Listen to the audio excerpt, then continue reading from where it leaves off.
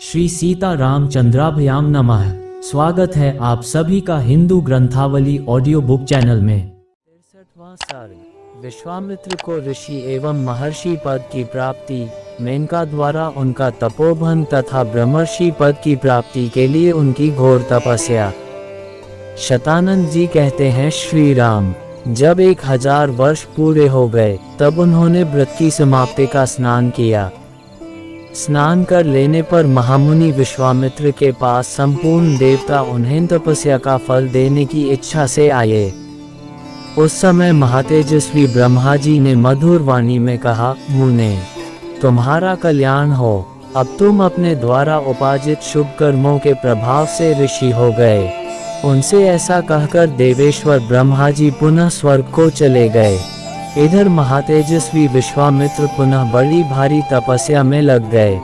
नरश्रेष्ठ, तदनंतर बहुत समय व्यतीत होने पर परम सुंदरी अप्सरा मेनका पुष्कर में आई और वहां स्नान की तैयारी करने लगी। महातेजस्वी कुशिकनंदन विश्वामित्र ने वहां उस मेनका को देखा। उसके रूप और लावण्य की कहीं तुलना नहीं थी। जैसे बादल में बिजली चमकती हो, उसी प्रकार वह पुष्कर के जल में शोभा पा रही थी।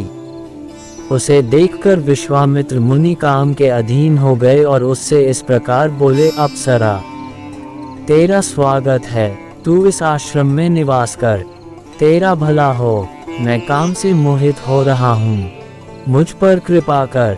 उनके ऐसा कहने पर सुंदर कट प्रदेश वाली मेनका वहाँ निवास करने लगी।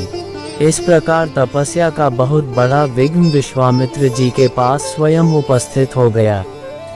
रघुनंदन, मेनका को विश्वामित्र जी के उस सौम्य आश्रम पर रहते हुए 10 वर्ष बड़े सुख से बीते। इतना समय बीत जाने पर महामुनि विश्वामित्र लज्जित से हो गए, चिंता और शोक में डूब गए। रघुनंदन, मुनि के मन में रोषपूर्वक ये विचार उत्पन्न हुआ कि ये सब देवताओं की करतूत है। उन्होंने हमारी तपस्या का अपहरण करने के लिए यह महान प्रयास किया है।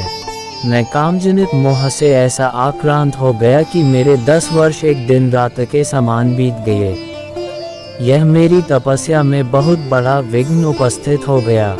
ऐसा विचार कर मुनिवर विश्वामित्र लंबी सांस खींचते हुए पश्चाताप से दुखित हो गए। उस समय मेनका अप्सरा भयभीत हो थर थर कांपती हुई हाथ जोड़कर उनके सामने खड़ी हो गई। उसकी ओर देखकर कुशिकनंदन विश्वामित्र ने मधुर वचनों द्वारा उसे विदा कर दिया और स्वयं वे उत्तर पर्वत हिमवान पर चले गए। वहां उन महायशस्वी मुनि ने निश्चयात्मक बुद्धि का आश्रय ले कामदेव को जीतने के लिए कौशिकी तट पर जाकर दुर्जय तपस्या आरंभ की। श्री राम, वहां उत्तर पर्वत पर 1000 वर्षों तक घोर तपस्या में लगे हुए विश्वामित्र से देवताओं को बड़ा भय हुआ। सब देवता और ऋषि परस्पर मिलकर सलाह करने लगे, ये कुशिकनंदन विश्वामित्र महर्षि की पदवी प्राप्त करें, यही इनके लिए उत्तम बात होगी। देवताओं की बात सुनकर सर्वलोक पितामह ब्रह्मा जी तपोधन विश्वामित्र के पास जा मधुर वाणी में बोले, महर्षि तुम्हारा स्वागत है। वत्स कौशिक, मैं तुम्हारी उग्र तपस्या से बहुत संतुष्ट हूँ और तुम्हें महत्ता एवं ऋषियों में श्रेष्ठता प्रदान करता हूँ। ब्रह्मा जी का यह वचन सुनकर तपोधन विश्वामित्र हाथ जोड़ प्रणाम करके उनसे बोले, भगवान यदि अपने द्वारा उपार्जित शुभ कर्मों के फल से मुझे आप ब्रह्मर्षि का अनुपम पद प्रदान कर सके तो मैं अपने को जितेंद्रिय समझूंगा।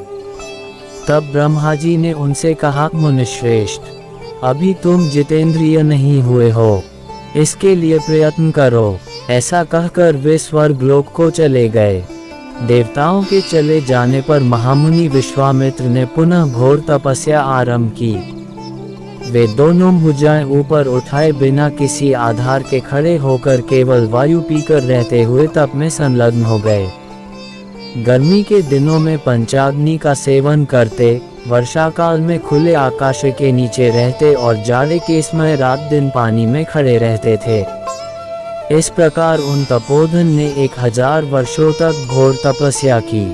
महामुनि विश्वामित्र के इस प्रकार तपस्या करते समय देवताओं और इंद्र के मन में बड़ा भारी संताप हुआ।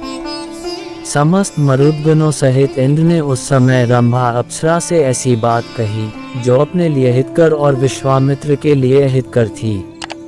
इस प्रकार श्री वाल्मीकि निर्मित आर्ष रामायण आदि काव्य के बालकांड में 63वां सर्ग पूरा हुआ। 63।